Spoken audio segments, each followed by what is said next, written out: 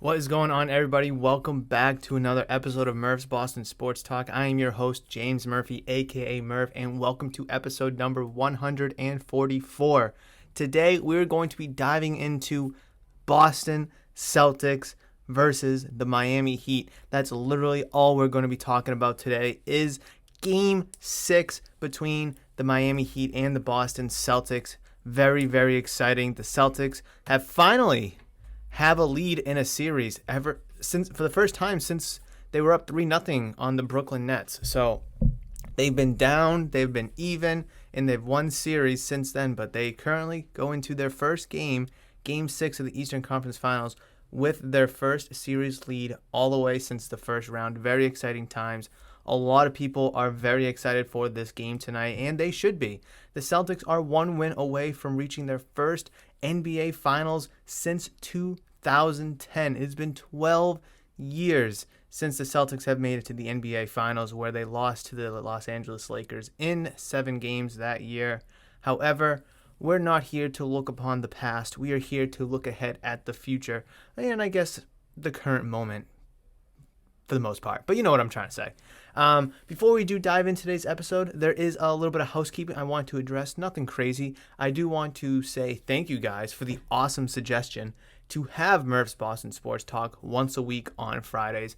It was something I was a little nervous about. I didn't know how it was going to go, but trust me, it has panned out extremely well. It is being reviewed very nicely by customers that come into the shop. People hit me up through social media, and just a lot of people that listen to the podcast have really enjoyed the one episode per week to really just dive in and kind of have a sharp focal point on the topics at hand for that episode. So I've been doing this is my 3rd week now. So I've had 2 complete episodes already that I've released on Friday, just 1 week, 1 episode per week, and it has gone very well. And again, this was a suggestion made by you guys, so I greatly appreciate the very successful suggestion.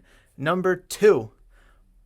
Wow. Well, I mean, I know this isn't a Star Wars podcast, but can I just halt it back real quick and just have a quick nerd moment, please? And I watched the Obi-Wan Kenobi first 2 episodes today on Disney Plus at 5 in the morning. Yeah, at 5 in the morning I woke up, because I woke up at 2, I woke up at 3, 3:30, 4, 4:30, 4:45. I was like, I can't do this anymore. I can't go back to sleep. I'm like a kid waiting for Santa to come to drop off presents. And let me tell you, the show is absolutely fantastic. I'm not going to dive deep into it or anything, because obviously this isn't a Star Wars podcast. Most of us are probably fans here. But hey, what's wrong with hobbies and interest kind of coexisting together and crossing paths? But I will definitely say, definitely watch it if you do have the time. It is on Disney Plus, and it's a fantastic show. I was a total nerd this morning at 5 in the morning, and I've been up ever since. So I got a lot of energy. I got no energy at the same time. We'll see how I feel.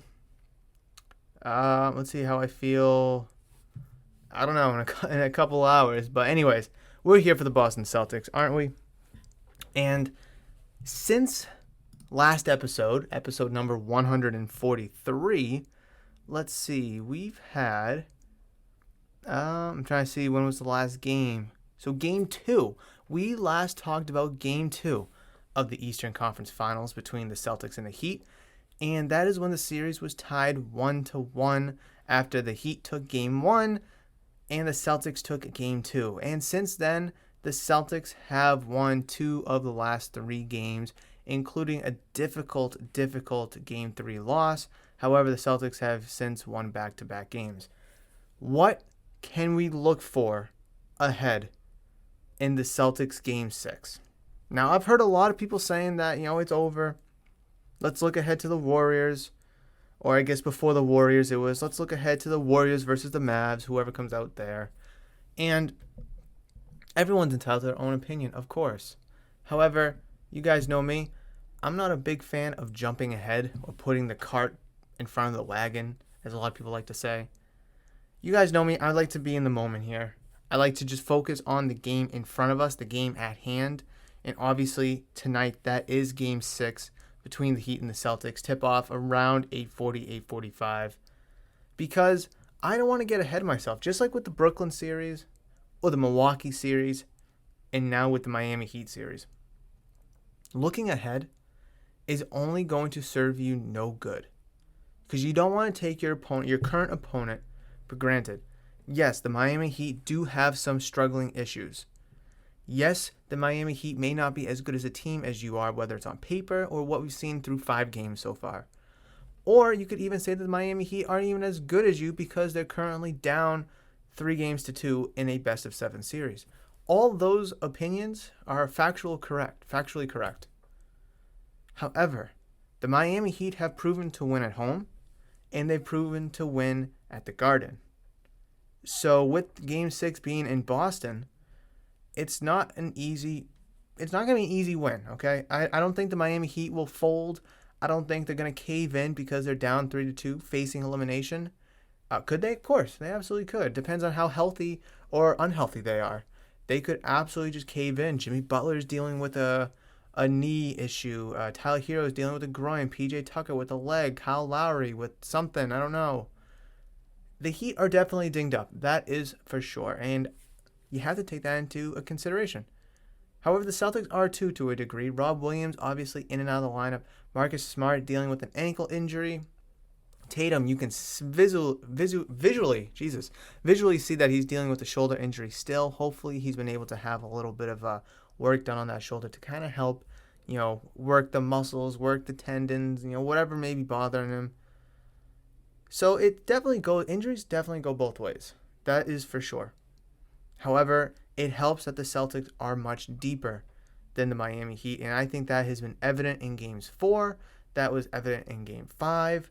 I mean, when you're able to have Peyton Pritchard and Derek White come off the bench and to really be spark plugs for this team, and I know he hasn't had a lot of playing time, but Daniel Tice and someone who has, and Grant Williams, come off the bench to really give you a spark, whether it's defensively, offensively by shooting, that significantly helps.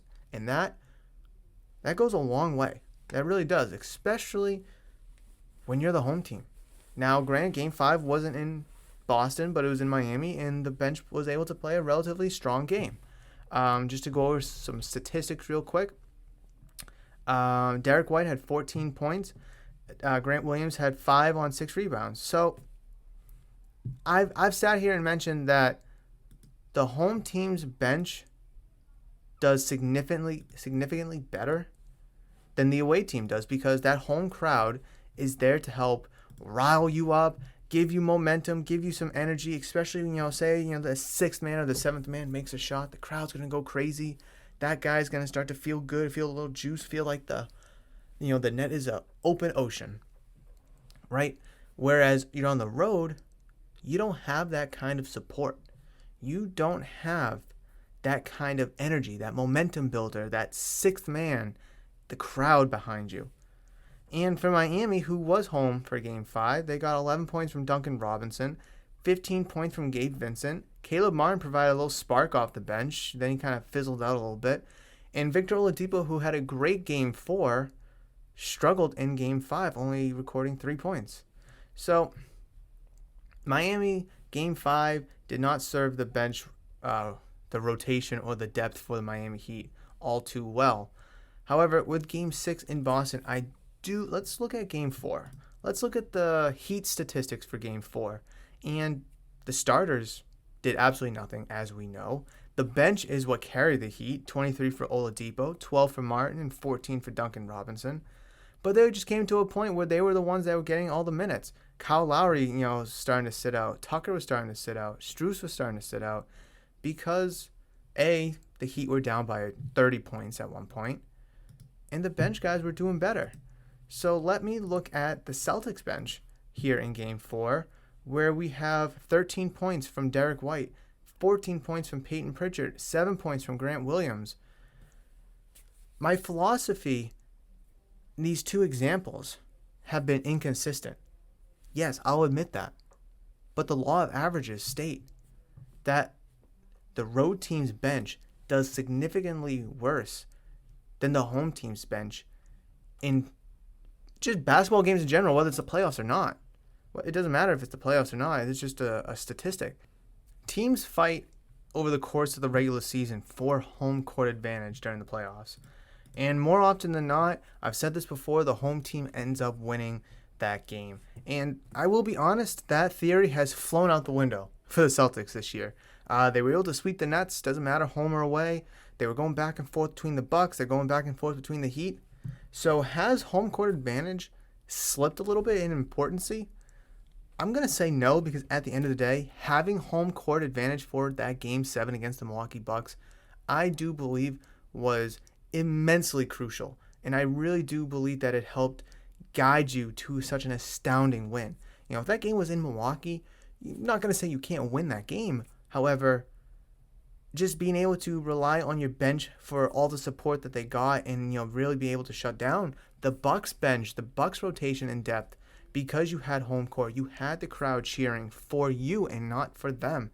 That's why if you can treat this Game 6 as a Game 7 and look at it as do or die, so you don't have to go to Miami, so you don't have to face that Heat crowd, I think it'll serve you all the better. It'll serve you with so much more importance than having to go down there. Can you win down in Miami? Yes. But why make the trip down there if you don't have to?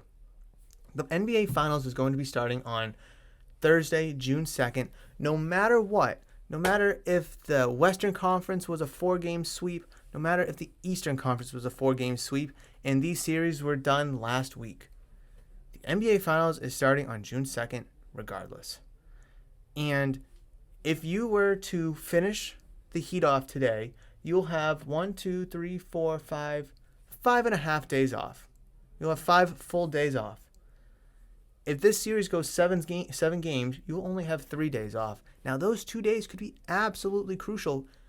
One, the Golden State Warriors are resting right now.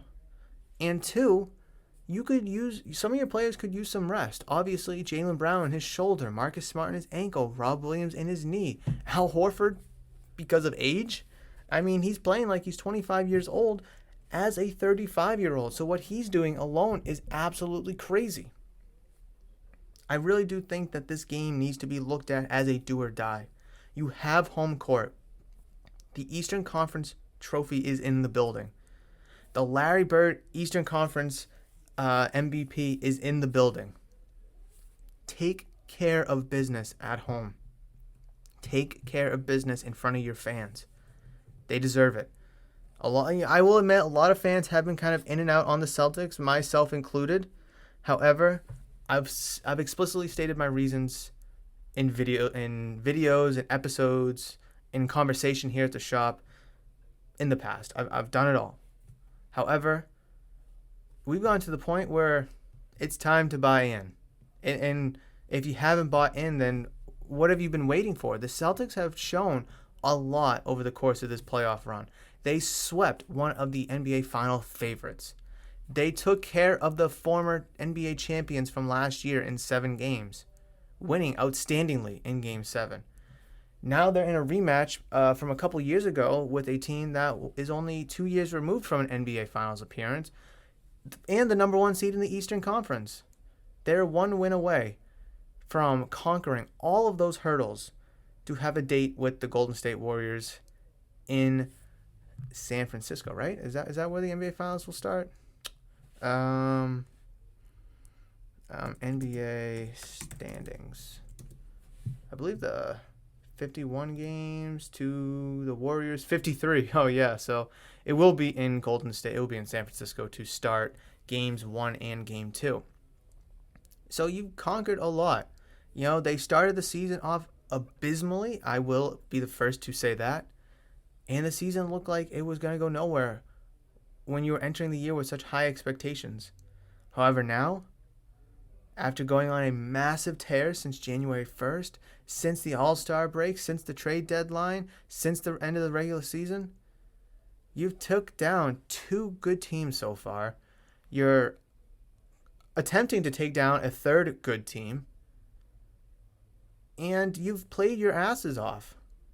Blood, sweat, tears, injuries, pain, emotions, tension, drama, everything you could ask for over the course of the Celtics playoff run, you've gotten. You've gotten great blowout wins. You've gotten blowout losses. you've also gotten pain and just like WTFs, from from the Celtics. Like, how are you losing that game? And I'm trying to look back. I don't want to say it was a blowout loss, but it was looking like a blowout. Game 3 when you're down by 30 at one point. But you did make a comeback though. I will give credit where credit's due. So the Celtics have proven a lot, and they definitely deserve our respect for this year. And I'm not trying to make this a season exit video, or episode, I should say. Obviously not. But regardless of what happens tonight in Game 6, regardless of what may happen in a potential Game 7, it's very humbling to be a Celtics fan, to be in this position in almost every year. I mean, Jason Tatum's been to the Eastern Conference Finals 4 out of his first 5 years. Jaylen Brown, 4 out of his first 6 years. So it makes a lot of sense, that these kids are good, and what the Celtics have is building up to be something big, and to be incredible for years to come. Now, obviously, you haven't been to the NBA Finals, but you have been to the Eastern Conference Finals. Does that mean a lot in the grand scheme of things? Well, not in the city of Boston and the New England area where championships are everything. And if it's not a championship, it's nothing. But from your typical NBA fan or your typical NBA market, for the last 6 years being in the Eastern Conference Finals, or for the last 5, it's quite impressive. Is quite impressive. But Celtics need to finish the job today. They absolutely have to. You don't want to go to Miami. There's no need to go to Miami. There's absolutely no need to take that trip down there. It's not like Game 7 would be in Boston. It's not like, Game 7. It's not like you're down 3-2 and you got to win and you're going to go home. It's like, oh, well, while we're going home, let's bring a Game 7 with us, right? Kind of like the, Milwaukee Bucks series where you're down 3-2 and you're in Milwaukee for Game 6. And it's like, you know what? We got to go back to Boston anyways. Let's bring a Game 7 with us, and anything can happen in Game 7. And that's the exact reason why I don't want this series to go 7 games. Anything can happen. Again, the Miami Heat will have home court advantage. They're probably going to have all their players ready to rock and roll that game with the day or two of rest. And anything can happen in Game 7. Anything. Celtics blew out the defending champions. 109-81. I mean, it can go in any directions. Take care of business. The Miami Heat will be desperate. They will be throwing punches, whether it's inside the paint, knocking down shots, knocking down threes, playing vicious defense, playing aggressive, physical defense. They're going to be giving you everything they have. You have to take the punches. I understand. The game flow in the NBA is back and forth. A team will go on a 10-0 run. A team will go on a 15-2 run. A team will go on a 7-0 run. A team will go on an 11-3 run. It just happens. The flow of the game, the swing of the game, it just happens. That's why the importance of this Game 6, being at home, being up 3-2, a lot of things are in your favor right now. Yes, you're dinged up, but predominantly you're the more healthier team in this situation. And going into the series, a lot of people picked the Celtics to win this series. Anyways, health aside. I mean, a lot of people didn't pick the Celtics to beat the Nets. I'd say it was 50-50, maybe Celtics-Bucks maybe. But a lot of people picking the Celtics to beat the Heat in advance. And honestly, if the Celtics aren't able to get the job done in Game 6 or Game 7, shame on you. I don't want to say it's a failure, and it would kind of be a failure. If I'm going to be honest, it kind of would be a failure, especially with everything you've gone through. Sweeping the Nets, being a menace to Kyrie, taking the defending champions to 7 games and beating them in 7 games, especially in Game 6 in Milwaukee when they were up 3-2. You're going back and forth. You are clearly the better team in comparison to the Miami Heat. You can't lose this one. You absolutely cannot lose this game. You cannot lose this series. So, what am I going to look for in tonight's game between the Miami Heat and the Boston Celtics? Again, Game 6 tips off around 8:40, 8:45. Which, oh, by the way, let me say this real quick. The fact that an East Coast game, both teams are on the East Coast, Miami, Boston, both in the Eastern time zone, is tipping off at 8 8:45? Like, come on. Like, okay. It doesn't matter which team advances, right? Whichever team advances to play the Golden State Warriors, those games that are out in California, that makes sense because there's a 3-hour difference. So 8:45 here in the East Coast is 5:45 there. Okay, that makes sense, right? Time zone, get it. But there's no time zones to hurdle here on the East Coast, with Miami and Boston being in the Eastern time zone. If one team, let's say Miami, was in the Central time zone, right? Having a 8:45 tip-off in Boston would make sense because that would be 7:45 in the, hypothetical Miami Central time zone, right? That would make sense. Again, if whoever the Warriors play from the Eastern Conference, it will make sense because they're 3 hours behind. But whereas the Celtics and the Heat are both in the Eastern Conference, Eastern time zone. I guess they're in the Eastern Conference. That's not a lie. Makes no sense. And I understand the NBA wants their games on prime time. They want their games to be on late when you're watching at like 10:30 right before you go to bed. You want a little, something on the edge of your seat before you go to bed. I get that. But, it is infuriating because the games don't end until like 11:30. And I'm like ready for bed. And it's just like I got to get up in the morning. It's like both teams are in the East Coast. Started at 8 o'clock. I think that's a reasonable, respectable time. 8 p.m. tip-off. Because the folks on the West Coast, that's 5 o'clock. They're getting out of work. They can listen to it on the radio. And they could tune in when they get home. Plus, how many people on the West Coast are watching this game? Probably a lot. I guess I would be lying if I said that not many people. I guess by 8:45 tip-off, game gets a little juicy at 6.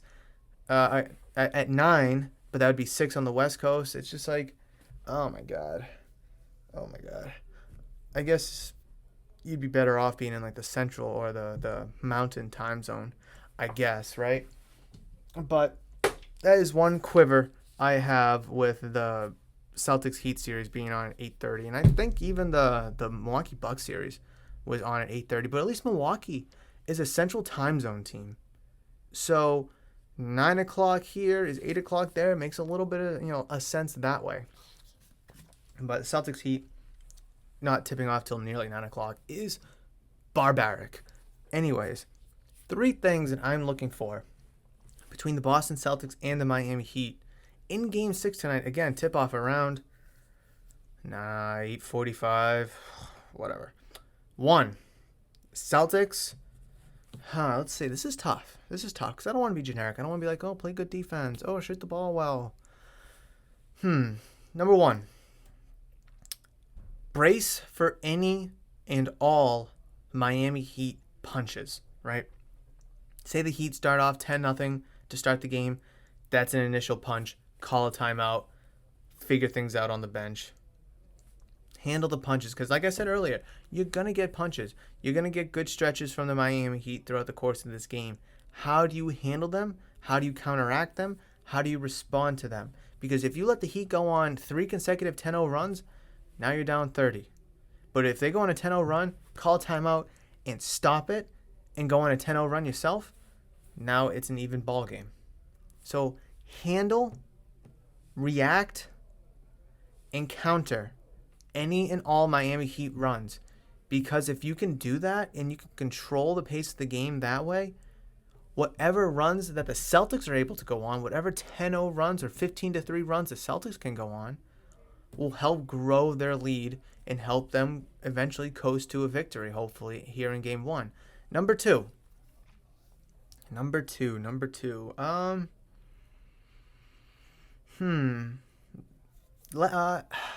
I don't know. This is kind of tough. Okay. Side note: I want Jaylen Brown to handle the ball much better.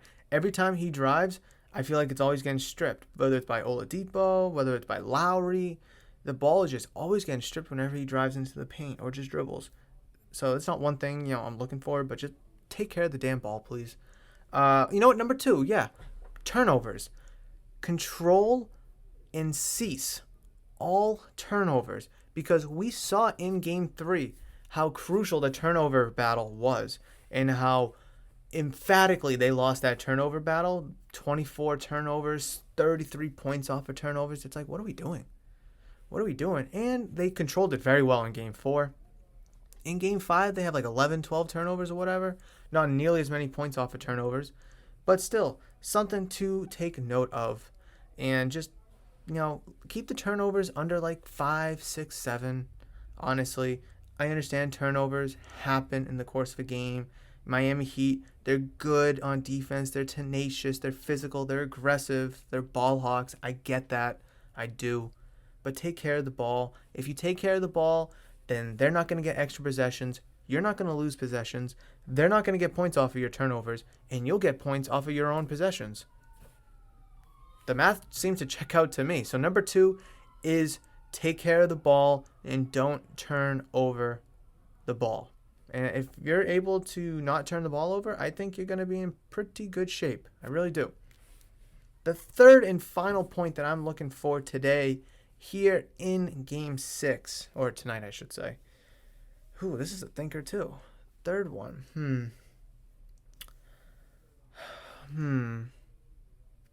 I don't know. I mean, you guys have anything that you're looking for? I can't really think of a third point to make here. I mean, if you guys have anything that you're specifically looking for between the Celtics Heat series, let me know by reaching out to me via social media at Murph's Cardtown, or if you listen to this video on YouTube, leave it down in the comment section below. I'd love to hear about it. I'd love to read and respond, because again, I'm not trying to be basic. I don't want to be like, all right, Jason Tatum, I want him to score 40. I think controlling the ball, not turning it over, I think that was a good point. Bracing and countering the punches by Miami, I think that was a good one. Here we go. Here's a good one. This is one I was really complaining about in Game 5, and even Game 4 for that matter, or maybe the whole series, I don't know, is to have good offensive possessions. There's been countless times I've seen the Celtics shoot up a 3, contested maybe a little bit, with like 13 seconds left on the shot clock. Run the offense, pass the ball, make the extra pass, drive to the hole, pass out, dribble, just run the offense. Don't settle. Whatever you do, do not settle in this game. Now, obviously, if you get down big or you get down early, actually, no, if you get down early, you can still run the offense. But if you get down big or you're down late in the game, things will change, yes. But throughout the course of, first half at least, maybe most of the third quarter, or even the whole game, depending on the state of the game at the time, run your offense. Don't chuck up threes just to shoot them. Look for good shots. Look for the best shot. Look for an open shot. Look for the extra pass. Really run the offense and run it effectively. There's been some times where Tatum has taken some dumb contested threes. Derek White, excuse me. I had to pause to get a sip of water because I felt like I was going to have like a cough attack, and I'm not trying to like on the mic while you guys are listening. But there's been countless times Celtics players have taken, some dumb shots or early shots in the shot clock. Run the offense. Trust the offense. Things will be okay. Things will be okay if you do that. I mean, again, the state of the game, the flow of the game will dictate and determine what is kind of happening. But overall, I trust the Celtics to run a good offense, to take some good shots, and I think from there they'll be okay. But again, I'm not the one on the court, I'm not the coach, and I'm not the player. So that's going to be the 3 keys that I'm looking for in this game. Be able to take and counter Miami punches, focus on the turnovers and not, turning the ball over, giving the Heat extra possessions and extra points. And then number 3 is run the offense, look for good shots, don't shoot too early in the shot clock. But those are the 3 keys that I'm looking for. I definitely want to know what you guys are looking for. Again, reach out to me via social media at Murph's Cardtown. I would love to hear what you have to say. Or if you're watching this episode here on YouTube, please leave your thoughts, questions, comments, concerns, anything you may have down in the comment section below. And while you're down there, could you please like the video and also subscribe to the channel if you're new or have not considered subscribing. But that's going to do it for episode number 144 of Murph's Boston Sports Talk. A shorter episode today, but I just really wanted to dive in and talk Celtics basketball. Nothing but the Boston Celtics basketball. And of course, the Red Sox have been on a massive tear. I will absolutely love to talk about them next week for episode number 145. Hopefully, I'll be here talking Celtics Warriors and their game one, hopefully, or I'll be here talking about a depressive collapse from the Celtics. Hopefully, it is the former and not the latter.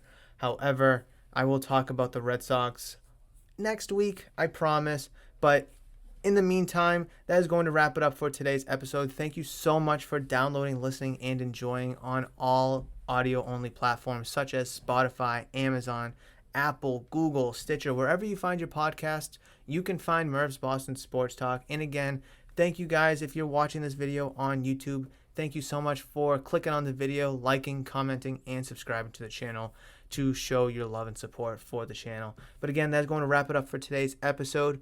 I will see you guys in the next one. But between now and then, you guys know that I love you, and I will always, always see you.